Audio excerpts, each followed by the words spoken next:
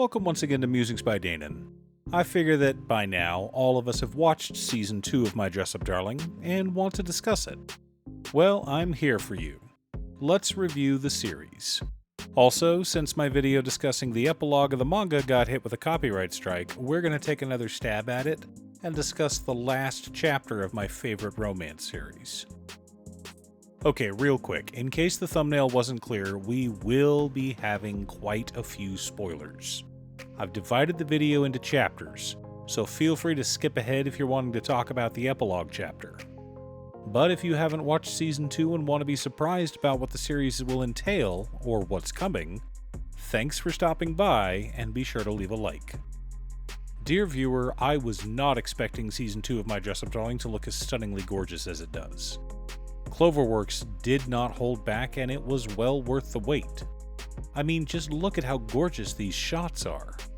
But with My Dress-Up Darling being an absolutely beloved series, both anime and manga, it should come as no surprise that they went all out this season. And we haven't even gotten to the really good part yet. Of course, that would require the rest of the manga to get animated. But just imagine if we got a Season 3, or maybe a movie. More on that later. Unlike Season 2, Season 1 of My Dress-Up Darling can easily be broken up into different arcs. You have the initial arc where Gojo's learning about cosplay, eroge, and new doors are being opened. Of course, Grandpa tries to shut that door, but it is too late. Gojo has seen everything. The arc concludes with Kitagawa falling in love with Gojo, and then the next arc starts right up. We get Juju-chan and her sister in the Blaze Magical Girls cosplay. After that arc concludes, Gojo and Kitagawa have a shopping date, and, while resting at a manga cafe, they determine Kitagawa's next cosplay. A succubus. Gojo, didn't you just tell her you didn't want her wearing anything too sexy? How'd that work out for you? Uh-huh. And then Season 1 wraps up with a cute festival date and an adorable phone call. Also, Season 1 is almost a scene-for-scene adaptation of the manga. We did have the short scene with Usami get cut, so he doesn't make his debut until Season 2. And the last episode had the last two events swap places. But other than that, it was a very faithful adaptation. I think the changes made for a stronger season, and I liked the season ending with Kitagawa confessing to Gojo after he'd fallen asleep. Very cute, very soft way to end the season. And Season 2 almost ends the same way. But that ending was anime only. Don't worry, we'll get to my thoughts on that. To summarize, in Season 1 there's a bit of a build-up between each arc, with each of the arcs building upon each other. But the events are also separate. You can easily delineate the different arcs throughout the series. That is not the case in Season 2. Arcs start to get more complicated and build one upon the other. And instead of learning about anime and how to sew costumes, Gojo is learning about friendship, love, and gender identity. Let's discuss the first arc of Season 2 and how it leads into the rest of the season, but also ties back to the first episode of Season 1. Season 2 starts off with Gojo and Kitagawa attending a cosplay event at an aquarium. They soon meet Amane, one of my favorite secondary characters in the series.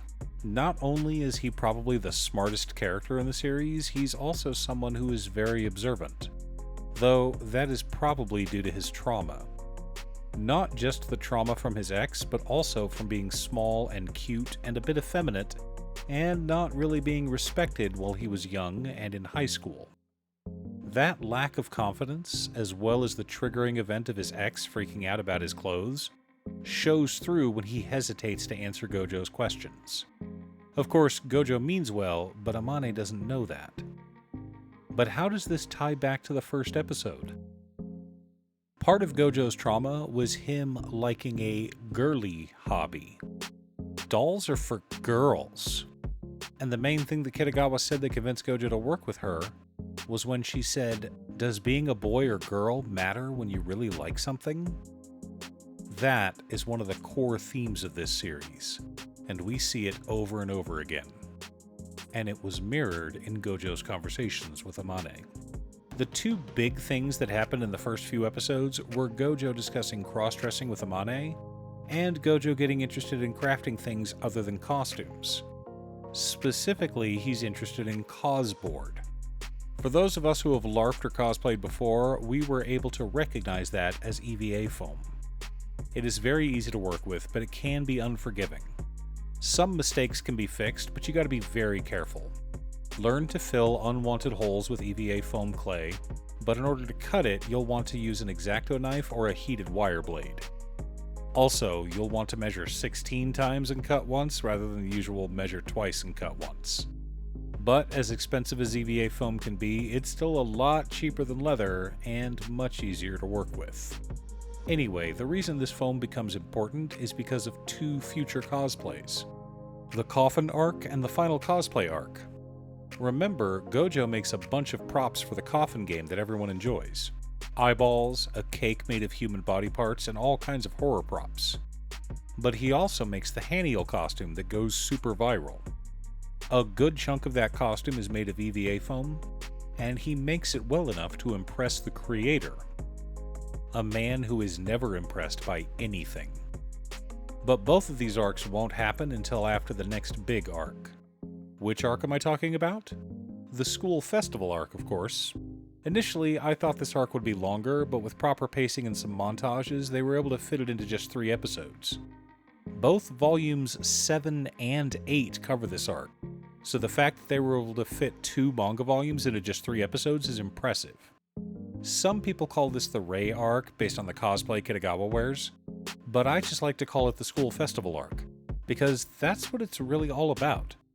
This arc isn't just about Rei's costume, it is about the entire class prepping for the school festival.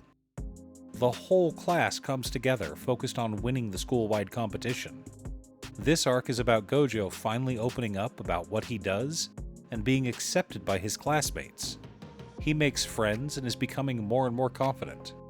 For the entirety of the school festival, Gojo goes through a ton of character development, and specifically, what that leads to. The climax of this arc is Gojo realizing his love for Marin. He finally realizes his feelings.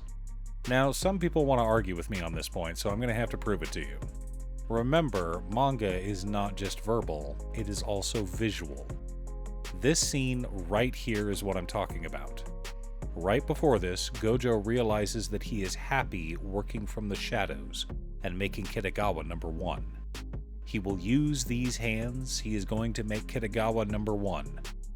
Gojo is also realizing the joy that comes from pushing yourself to be the best. Because it's not about being the best that matters. It's the drive to push yourself. As they always say, it's the journey, not the destination.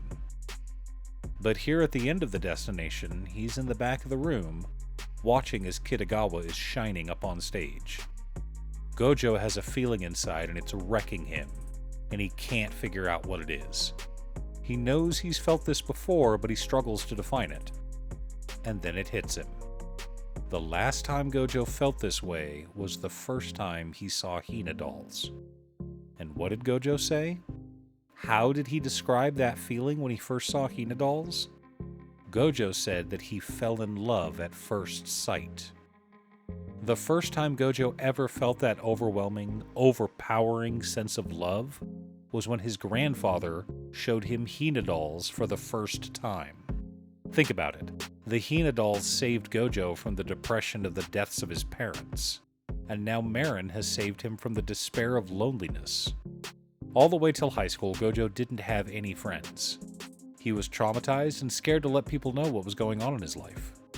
Add to that, his life was completely lacking any direction. Yeah, he knew he wanted to be a Kashirashi, I get that. We already know that, but that's not the point.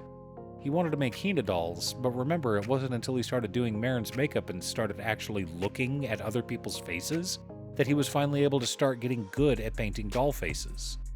Grandpa complimented him on how much better his artwork was, and that was because he was finally looking at people's faces. That's the level of storytelling that we have in My Dress Up Darling, and this is why we love this series so much. Great manga is not just words on a page. It also shows you. One of the primary rules in literature is show, don't tell. Look at this scene again, showing the flashbacks of how Gojo felt and what he's feeling right now. What he's got going on inside of his brain. We don't really get a lot of internal monologue from him. Gojo is more of a visual thinker, unlike Kitagawa. Kitagawa's internal monologue is non-stop. At all times, we know exactly what she's thinking. But Gojo takes a bit to figure out. So you really gotta pay attention to this. But all of this was only the first half of Season 2. The last half is the coffin arc and the events leading up to it. We have the big tension from Akira's feelings for Kitagawa, Juju-chan's character growth and trauma, Kitagawa dealing herself psychic damage when Gojo declares he isn't planning on sleeping tonight. Obviously, this arc was great and introduced us to a ton of characters. We got to meet another cosplayer, we got to see exactly how perverted Suzuka is, and Gojo learned how to make props. Akira was very impressed with how steady his hands were, but I guess painting fake eyeballs is a lot easier than painting Hinadoll faces. And then we had the ending. Kitagawa dragging Gojo home, taking a selfie, and deciding not to confess. Which was an adorable scene, but that whole part was anime only. Instead, if we take a look at Chapter 86 of the manga, we see something completely different. Okay, not completely. A lot of the dialogue was similar. Chapter 85 ended with Kitagawa finding out that Akira is a huge fan, and Akira freaks out. She then spends Chapter 86 recovering. Juju-chan scolds Suzuka and Miyako, but she's still recovering from the coffin shoot. And Kitagawa has already decided that she's going to confess to Gojo as soon as they finish with their after-party. Then Suzuka asks Gojo and Kitagawa what their plans are for Winter Comiket. They explain that Comiket is the largest doujinshi event, held twice a year, and the winter event is about a month away. Kitagawa says she wants to go, and Gojo says that he wants to make a cosplay with props. After Akira showed him how to do it, he's raring to go and is excited to try new things. Marin thinks about it and says she wants to cosplay as Haniel. Of course, this freaks out everyone at the event. Gojo researches the cosplay, stands up, and runs off to buy the volumes of the manga before Kitagawa can stop him. So, my concern is how they're going to adapt the rest of the series, especially with an anime-only ending that kinda wrapped things up. Season 1 adapted volumes 1 through 5, while Season 2 started with volume 6, but got most of the way through volume 11.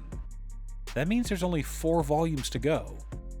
Now, we could get a shorter season, only 10 episodes, but I believe with the respective success of the Demon Slayer and the Chainsaw Man movies, Cloverworks may give us a movie. But Danon, how could they do that? Counting the epilogue, there are 30 chapters left that haven't been adapted. You've probably heard me say that most anime are around 3 chapters per episode, but that's when the chapters are 18 to 20 pages. Give or take 55 to 60 pages of a manga per episode of anime is a good pace. But if you didn't follow My Dress Up Darling as it was airing, you may not know that around this time Fukuda-sensei made a change to the manga for health reasons. They decided to give us longer chapters, averaging 30 pages instead of 20, but we only got them once a month. Which means we have roughly 900 pages left. And that should be enough for an entire season, but hear me out real quick. What if the opening of the anime was a montage of Gojo losing his sanity to the creation of the Haniel cosplay? Basically, we speedrun the costume making.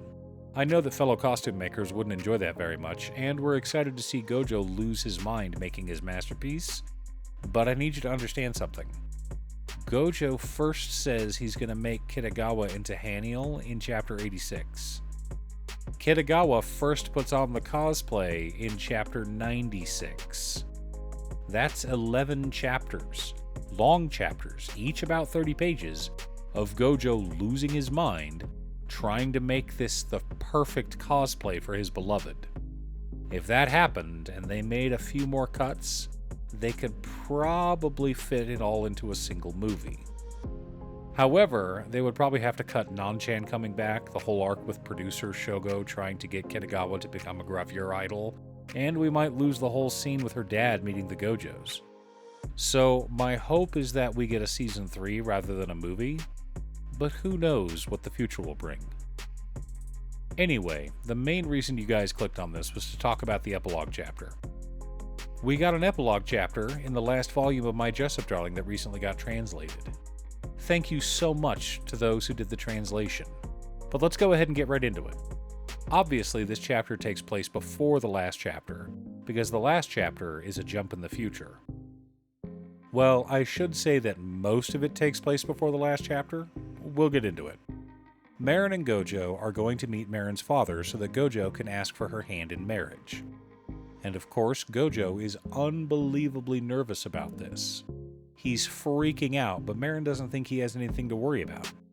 After all, he likes you more than he likes me. Of course, that's complete bullshit, but Marin has a tough time seeing it because she's so close to the situation. As a father myself, I have my own perspective on this, and I think Marin's dad is the same as me in this. If you're dating my daughter, and you make her happy and feel safe, I will like you. That's the two biggest factors. You make my child happy, and you make them feel safe, you're a good person. I'm happy for you. You have my blessing. And Marin's father felt the same way, which we all knew was going to happen. In fact, he'd already given Gojo his blessing.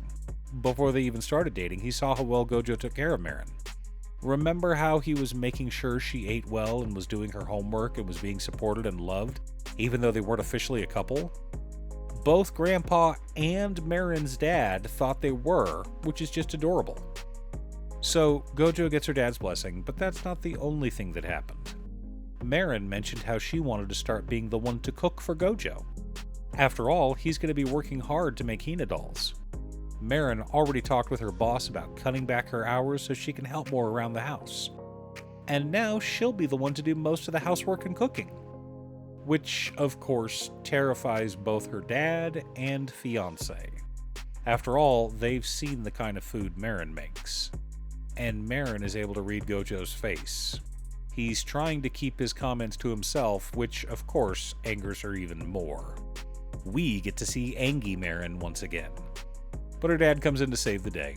Marin can cook for us, and remember to include lots of vegetables. Now, a throwback to the beginning of the series. Marin is a big picture kind of gal. She sees the whole of the thing, but she's not too good on the details. Remember, she doesn't know about thread tension, linings, backstitching, bobbin thread, or seam margins. She tries hard, but details are not her forte. And when it comes to both sewing and cooking, details matter. So even with two guardians watching over her, Marin still manages to mess up the recipe, which causes her dad to have the best reaction ever. Marin, stop taking after me. But there was something else that happened in this chapter, and I think we all know where this is going. As we wrap up this unexpected but wonderful epilogue, we find out a name. Nichika. And she is an adorable thing. She is just as shy and introverted as Gojo, but just as adorable as Marin. I wish their little family as much happiness as this manga has brought me over the years. Probably won't have another My Dress Up Darling video unless we do get that Season 3 or movie. Thanks for hanging out and watching my video. Once again, a huge shout out to my editor Cute Stuff. I couldn't make these videos without her. If you'd like to hire her to edit your own videos, she can be reached at cutestuff.edits@gmail.com. Link is down below. If you're looking for ways to support the channel directly, you can head on over to patreon.com/Danon. There are several tiers to choose from. You can pick an anime or manga for me to do a video about, or you can join our monthly manga club. I also wanted to give a quick shout out to all of my patrons: Waffles, Jiraiya, Muffins, Marcus, Brett, Roxy, Alix, Borgi, Nazwin, Conga, Robert Pye, Kazaris, Patrick, Tiz, Art, Richard, Sint, Boomy, Osser, Justin, Golden Walker, Ernesto, Midge, and Captain Hammer. You guys are awesome. I post anime or manga videos often, or you can click here to watch additional videos. Again, thanks for watching, and I'll see you all again next time on Musings by Danon.